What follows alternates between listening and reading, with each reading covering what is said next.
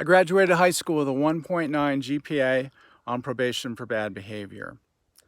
I failed the first grade because I could not read. I was later diagnosed with dyslexia.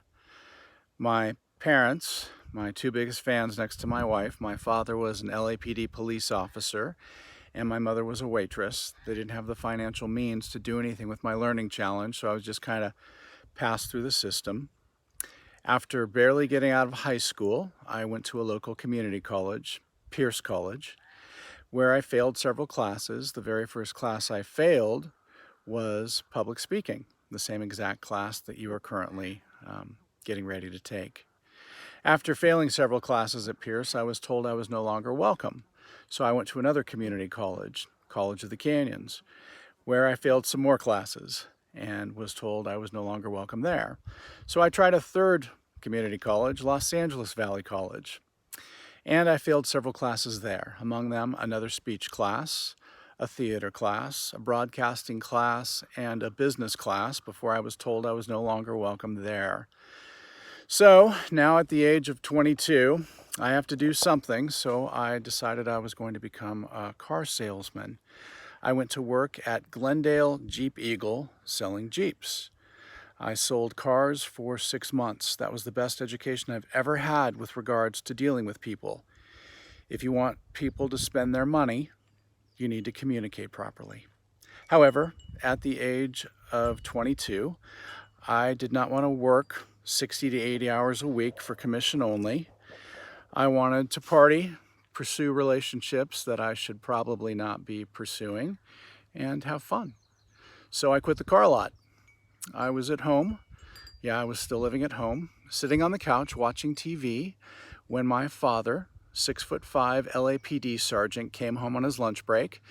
As he would always do, he'd park the police car in front of the house. He'd come in wearing his uniform, and my mother would have lunch waiting for him. Well, on this particular day, he came in the house and saw me sitting on the couch watching TV, and he looked at me and said, what are you doing? And I looked at him and I said, I'm watching TV. Oh, he got very upset and said, I can see that. Why aren't you at the car lot? And I said, oh, I quit the car lot. He said, let me get this straight. You don't have a job and you're not going to school. And I said, oh, I'll figure something out, Dad. He said, quickly. Your mother and I were talking the other day. If you don't do something with your life, you need to get out of our house. I said, oh my goodness, Dad means business. This is the very first time he'd ever been so frank with me. And I'm sitting there on the couch, watching TV, evaluating my situation. And I started thinking about things. I grew up in a nice home. We vacationed twice a year. My parents drove decent cars. We weren't rich, but my parents, working very hard, had built a solid foundation, basic finances, small amounts of money, and I do mean small, over a long period of time, properly managed, you develop a solid financial foundation. My parents had done this. So I thought, wow, if it's good enough for them, it's good enough for me. I'll just become a cop like my dad. So I said, hey, Dad, I'm thinking about being a police officer. He was so proud. He immediately marched me over to the Van Nuys police station. I can remember it like it was yesterday. It was a hot August evening. The testing went from 6 p.m. to 9 p.m. We, of course, had to get there at 5 p.m. So my dad could, strut me around the station with his chin up and his chest all puffed. He was so proud because his son was going to put on the badge, so he thought. The testing started at 6. It went till 9. At about 9:05, we were leaving the police station, and my head was hanging really low. I'd failed the written exam for the LAPD. This was a dark and humbling moment in my life, especially considering one of my father's closest friends had been the one administering the test. So it was a wake-up call. A monkey can pass that test, and I can say that because at this point in my life, I was well below a monkey. Also at this point in my life, I've got friends that are doing things with their lives. They're, med school, law school, starting businesses, getting married, having kids, buying homes. And I'm sitting on the couch watching TV and failing the written exam for the LAPD.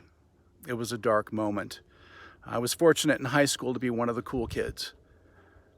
But once you get out of high school in the real world, being cool means nothing. I was severely humbled. I didn't know what I was going to do with my life until I received a letter from Valley College saying if I came back and at least got C's, I could be a probationary level student. So having no other options in life, I decided to try community college for a fourth time. Summer 1991, I enrolled at Valley College for summer school. And like all flaky students, I'm number one. I had missed my registration date, so I had to crash a course. There was no internet. You had to go to a wall, and they had all the classes that were still available posted. And it was like God spoke to me. The very first class I saw that had an opening was public speaking. The very first class I failed in college. And a counselor had recently told me if I ever wanted to go to the university, I had to make up all my F's. Sorry, there's a plane flying over if you can hear it. Anyways, public speaking was my first F, so I decided to start there with a wonderful woman named Professor Betty Ballou, who would change my life. Long story short, this woman helped me to earn my very first A in anything academic and encouraged me to join the public speaking team at Los Angeles Valley College. Overnight, my life became about speech. It would turn into scholarships, travel around the world, now a full-time position at Valley College as a professor and a business. I train executives, I help professionals write and deliver speeches. My life has been empowered because of speech, and I am so privileged and honored to teach this class. And I want you all to succeed. And with that, I give you 4 tips for succeeding in my class. 1, focus on direction. In school, it's not about being brilliant as much as it is just focusing on direction and giving the instructor what they've asked you to give them. 2, manage your time. Time management is life management. 3, come to me when you need help. I am here for you 7 days a week via the inbox. And then finally 4, choose success. Success in life is a choice. Effort is a choice. Choose to put forth the effort in this class to, at the very least, pass. But I want to encourage you to choose excellence over passing. Always be the best you can be. And I'm here to help you do that. I look forward to getting to know you. Welcome to Comm 101. I am Professor Dwayne Smith. Just call me Dwayne. I look forward to learning with you and having a great time as we do this class.